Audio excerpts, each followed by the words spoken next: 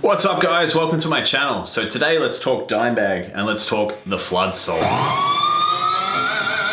Okay, so just a couple of prerequisites for this video. So I have some teaching content and a playlist that you guys can check out where I explore a bunch of really important concepts if you want to be able to play this solo really well. So the first is vibrato and the second is blues lead work. You have to have both of these concepts down if you want to kick ass playing a solo like this. Now, a couple of other important things is that I am playing my crown jewel, my beautiful 2005 USA Dean from Hell, one of the American versions. I'm very blessed to have this guitar, and I love taking it for a spin occasionally and rocking some Dimebag on it for videos like this, or when I'm just feeling like I want to kind of rock the big guy. So this guitar is set up in E standard just to make it really easy to learn, because Pantera tuned to 432 Hertz, or just, you know, maybe 20-25 cents out of standard a lot of the time, or out of, say, whatever comparable tuning, like drop or down tuning that they were playing up against. Like D standard, they would go a little bit heavier, C sharp standard a little bit heavier, and so on. So with that out of the way, let's start to dig into the lead work from the Floods solo. So the first thing we're going to do, guys, is we have to explore some concepts here.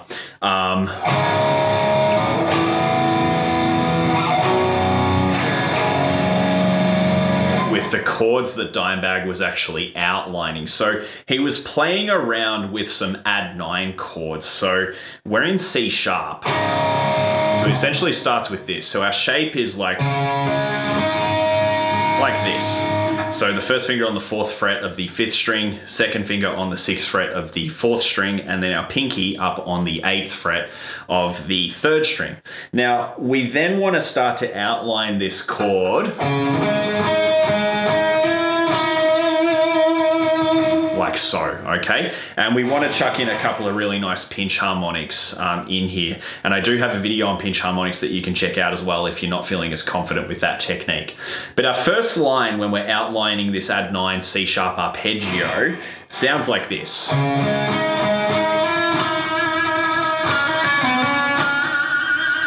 And you'll see I've got a little bit of moving around along the G string, okay? So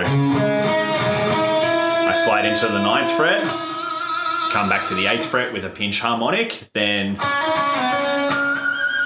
got some legato here. So hammer on 6, 8, 6, slide back to 4, come back to that 6 with a nice pinch harmonic, okay? So then I get this. Like that, okay? I went a little over the top on that pinch harmonic there, but no one's complaining, right? Then we move the same chord structure down to an A on the bottom string. So now with this one, when we slide up the D string, we're going to do a big jump up to 13. So just be careful you don't overshoot. And it's a little tricky sometimes sliding with the pinky. So we're going to get this happening. So up to 13 and then hit 14 with your pinky as well. Then we want to hit 13 and 11 on that D string. So you'll see his kind of pattern here. It's pretty obvious. We start with the chord and then we have a melody along a single string. So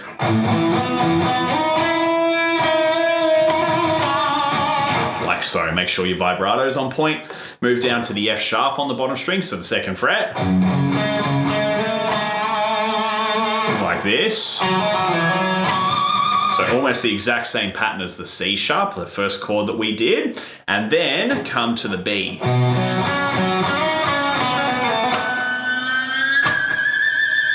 And we want to put in some really nice slow bends on that last note with some pinches. So, okay, I've got my gain about halfway on the guitar. I'm going to start to rack it up, and this guitar gets pretty noisy. So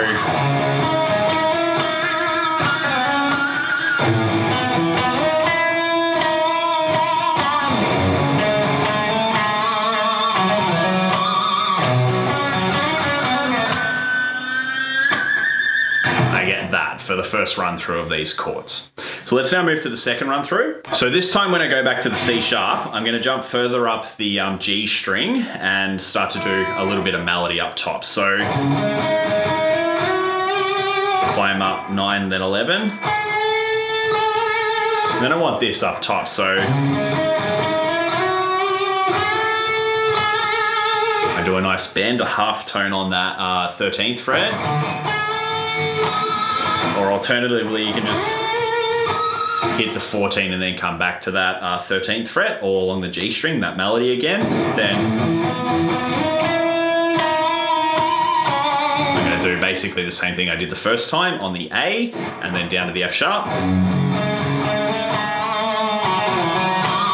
Same thing. And same thing on the B. Okay, so this will give you the first section. So the only real difference here that's sort of notable or major is that first part. And you've got to choose if you want to slide into that 14 or do the bend. Just be careful of your bend pitch. Okay, now we start to get into the proper solo in this next part. So we start with a really nice bluesy section.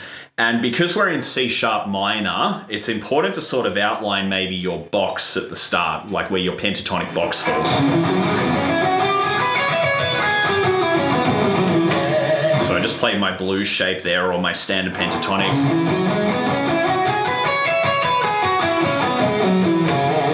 Okay, that's important that you outline that to start with, because this is where Dime kicks off for this solo. So what we're gonna do, we're going to start with this nice bluesy kind of double string bend.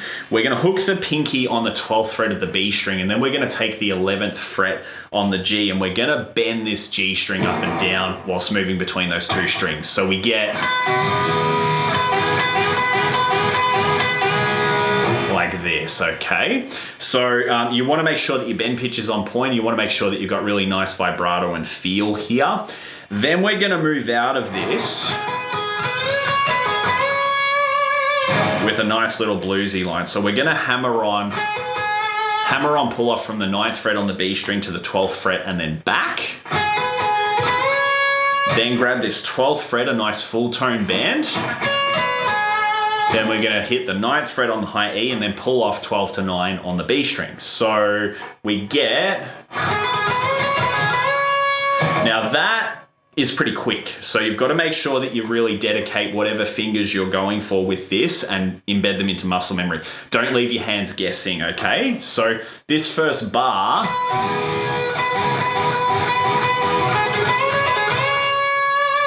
goes like this, and then we're going to climb up the minor scale on the top string. So we're going to slide into 12 on the B string, 9, 11, 12 on the top string, and then come back to that 11 with a nice half tone bend, and just be very, very wary of your pitch. So that gives us our first lick of the main solo. So you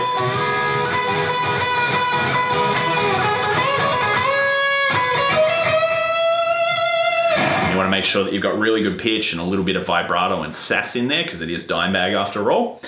Now we've got our first kind of difficult run. So what he does here, Dimebag would often do a lot of sort of patterns inside of his scales, mostly centered around, say, pentatonic or blues shapes, but then adding in all sorts of different notes, just like Eddie Van Halen would with tapping.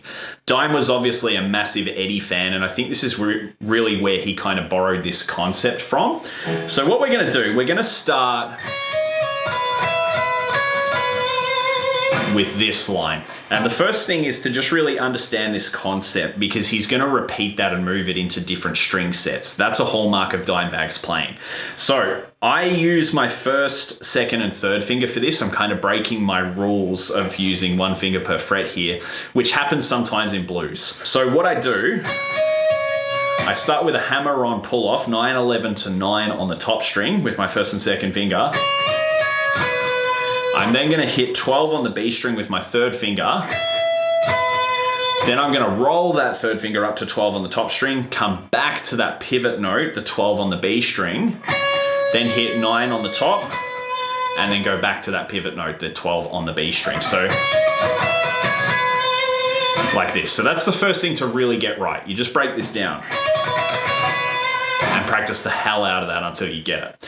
Then what you want to do, you want to apply this exact same lick using the same frets to the next two strings, the B and the G strings. So we get a nice little bluesy lick when we do it, because we're hitting this flat 5 here. So that's the next thing to really get right, is this. And just be very careful and make sure that you drill that, because under pressure this lick can get a little messy, and we've got a lot of sort of delicate left hand finger work happening to get this. Now once we get to that point, we're then going to shift back and change the lick a little bit, but keep the pattern on the G and the D string. So here we're using the 11th fret as the top note, right on both the strings. So the first thing we want to get is this.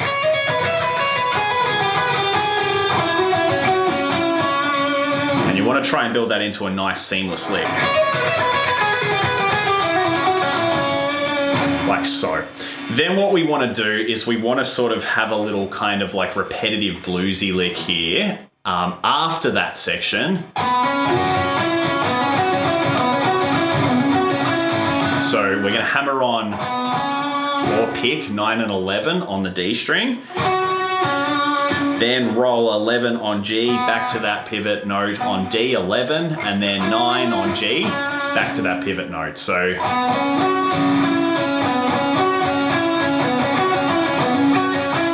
and you got to choose if you want to kind of attack that with staccato, alternate picking, or if you want to throw in a little bit of legato. Dime was really a big legato guy, and his left hand was absolutely amazing. All right, so then when we put this whole string together, we get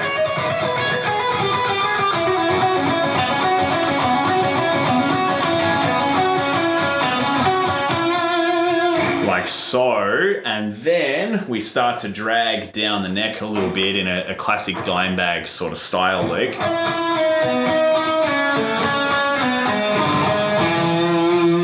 Very reminiscent of Cowboys from Hell. So what we do, double tap the 9, slide back to 8 on G, and then we're going to use the low note of 9 on D. Then we're going to bring this concept back, 8 to 6 on the G, and then 7 on D, and then 6 to 4 on G, and then hit 6 on D, and then we're going to hit a nice little major arpeggio. So 4 on G, 6 on D, and then finish on 7 on the A string. Okay, so this is our first kind of big boy lick. So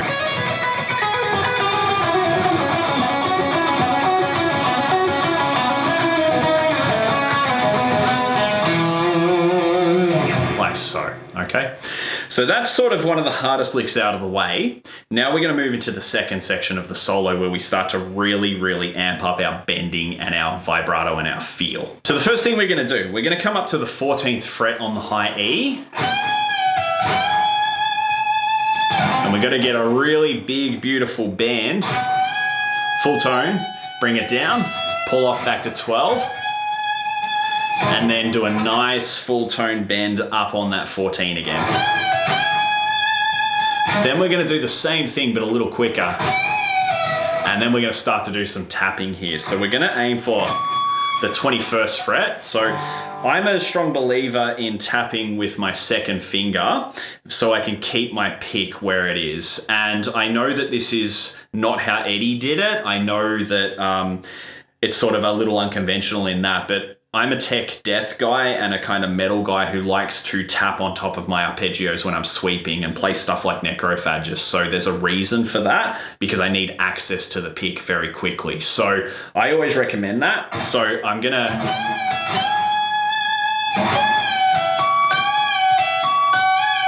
then I'm gonna get in this lick. So I'm gonna tap 21. I'm going to pull off that tap to 14 on my left hand, and then I'm going to essentially continue that same bend up, down, and then pull off to 12. So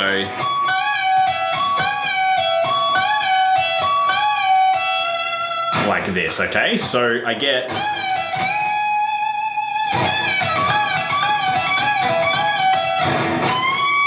then I'm going to come up to 19 on the high E string. Make sure your pitch is on point. Give it a big bend. And then I'm going to move to 21. And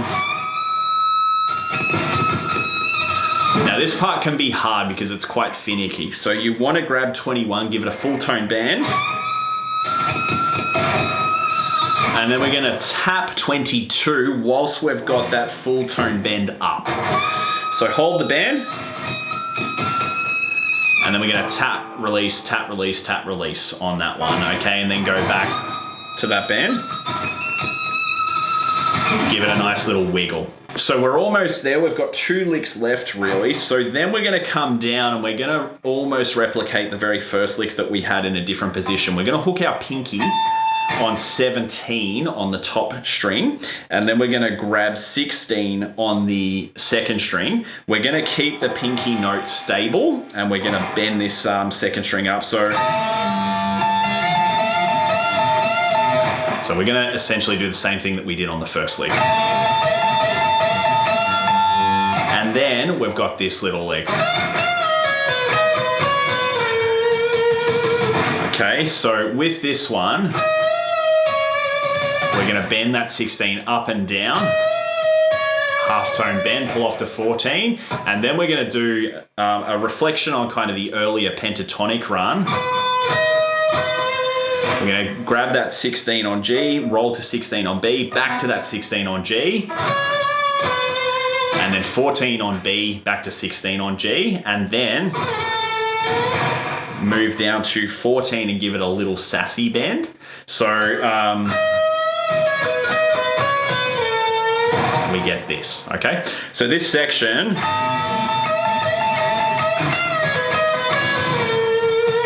sounds like this. And then I'm gonna do a little kind of chromatic lick here. I'm gonna start on 14 with my first finger, and then I'm gonna spread out so I hit 17, 18, 19 with my other fingers. Like this, okay? So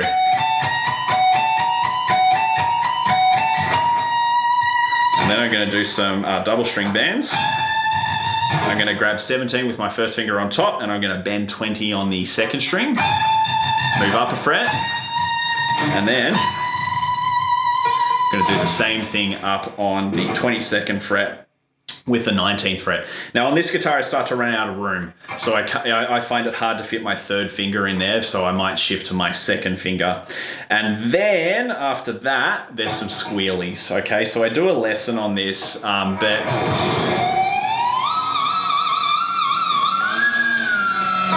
we want to get this sort of thing happening. So essentially what we do is we do a pull off on the left hand and dump the string. And then while we've got the string dumped from the tremolo bar, we then want to grab the harmonic, one of these ones at the 3rd fret, so in between. So and then we want to lift the string up slowly. Now with this one, we want to pull the bar up, or we want to have our tremolo bar set up so that we can pull the bar up and get a little bit of extra juice out of it. Don't be too hard on yourself with that. Like, trem playing is very much about feel, so you want to practice the hell out of that until you get it. Okay, so that last little run from the chromatic part,